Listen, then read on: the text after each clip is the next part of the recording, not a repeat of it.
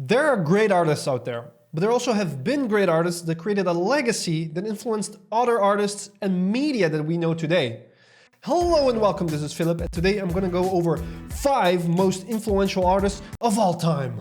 Now, bear in mind, this is one artist's point of view, and I know there are many great artists that are great for a variety of reasons, but these are just 5 to name a few. So calm down, and let's do this. Number 5 on the list is H.R. Giger. He's a Swiss artist and he's best known for his disturbing, mechanical, alien and demonic, otherworldly subject matter. Whether you like his disturbing art or not, he surely hasn't left a mark, because he was responsible for the designs of the xenomorph in the movie Alien. His artwork also inspired the designs for Predator. And needless to say that the movie Alien is one of the most iconic alien horror movies of all time. You cannot name a more iconic alien horror movie than that. You can try, I'll wait. Yeah, that's what I thought. Aside from movies, his artwork has influenced other forms of media like games. Examples are The Lord of King, Streets of Rage, Contra, and more modern games like Scorn. If you take a look at it, you'll see the heavy influence of his artwork translated into a world where now the player can experience it for himself. And it's surely to create a very unique world. Now, moving on to the next one. Number 4 on the list is Jeronimus Bos, or how many Dutch people call him Jeroen Bos, or how I like to call him, my man JB. He is close to home because he's a Dutch painter, and as an old painter, he strikes to me as very unique compared to any old painter I've seen. He's influential in the way that he influences other artists. Peter Bruegel the Elder, for example, said it himself. I'm influenced by Jeroen Bos. There was also a surrealist movement during the 1920s and 30s, where surrealist art was very popular, and during that time, artists were also going like, hey, look at Jeroen Bos, that's pretty cool guy. That fits our movement pretty well. To me, he's especially interesting because he created paintings and creatures that I've never seen from any other painter before. I make sure to go to his museum in Den Bosch from time to time, just to be reminded like, this is pretty cool stuff. He was regarded as a master, but I don't think personally his sense of depth was that great. Or was this supposed to look like a giant? Help me out here. But who am I to talk about perspective, huh? You know, I make fucking YouTube videos about art instead of getting good at perspective. I think some of his creatures in his hellscapes are so unique. I couldn't come up with some of these ideas even if I wanted to.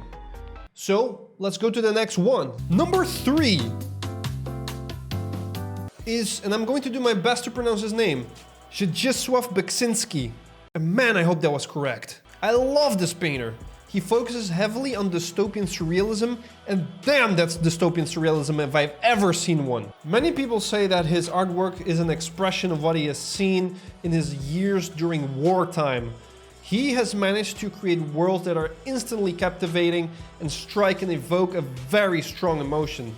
It instantly creates a sense of dread, isolation, loneliness, abandonment, destruction and horror.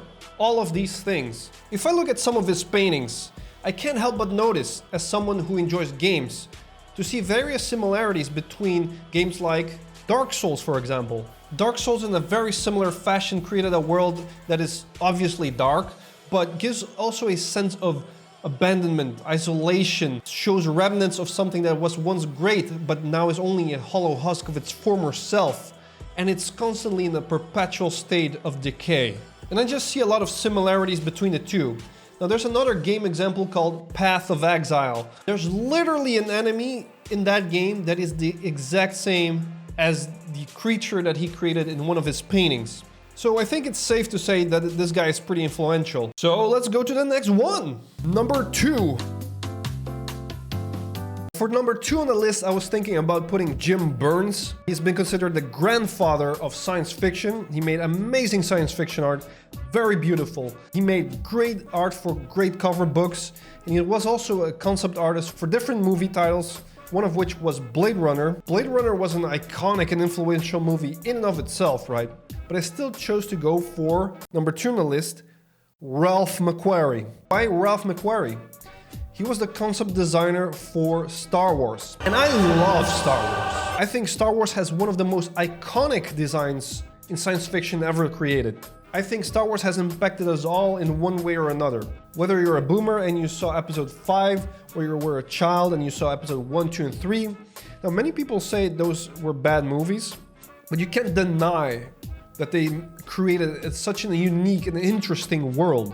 Even now in the hands of Disney, they can fuck up a story, but the designs are gonna be good. These are timeless designs. Now let's go to the next one. Number 1 is going to be, numero uno, it's going to have to be none other than the great Frank Frazetta. Oh yes, you've guessed it. He's influential in the way that the art community can't seem to shut up about him. And I don't blame them, because he's one of my favorite artists of all time. He has such an impactful art style. The colors, the value usage, his techniques are amazing. He's a great artist to take as an example and to learn from and to be inspired by.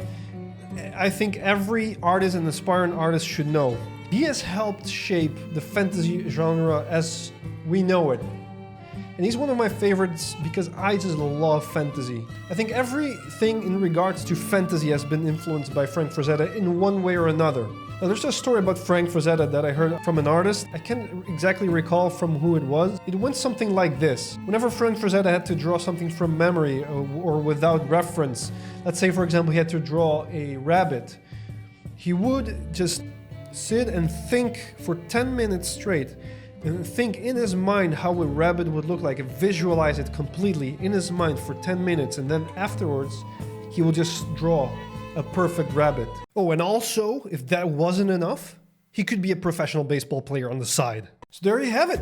These are my 5 most influential artists of all time. Let me know in the comments what are some of what you think are influential, or just plain old just your faves. That's gonna be it for now, guys, and thank you so much for watching. I'll be seeing you in the next one. See ya.